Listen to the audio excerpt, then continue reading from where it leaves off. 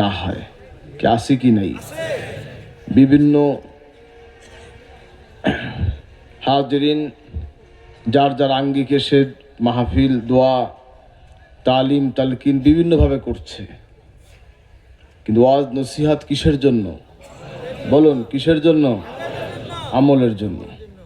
বিধায় হাজিরিন তো এত ওয়াজ নসিহাত এত কিছু, সে অনুযায়ী কি আমল মানুষ কয়জন করছে?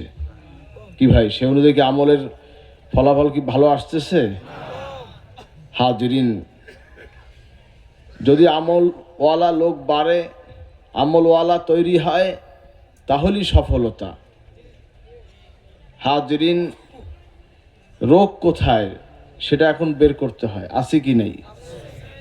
এজন্য ইখলাসের সাথে যদি আমল করে, একমাত্র আল্লাহকে পাওয়ার জন্য যদি নসিহাত হয়, আমল হয়, তাহলেই সেই মজলিসের সমস্ত আলোচনা অনুষ্ঠান যারা উপস্থিত থাকে, সভা ওয়াজ মাহফিল বিভিন্ন যা হয়ে থাকে, যিনি আয়োজন করেন তার মধ্যে যদি ইখলাস না থাকে, যিনি ওয়াজ করেন তার মধ্যে ইখলাস না থাকে, যিনি ওয়াজ শোনেন তার মধ্যে ইখলাস না থাকে, সে মজলিসটাকে কবুল হয় কি ভাই? কবুল হতে পারে?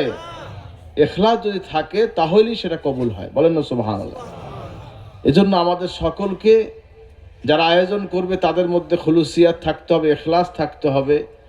যিনি শুনবেন তার মধ্যে ইখলাস থাকতে হবে, যিনি নসিহত করবেন তার মধ্যে ইখলাস থাকতে হবে, তাহলেই সেই মজলিসের আলোচনা কবুল হবে, বলেন আল্লাহুম্মা আমিন।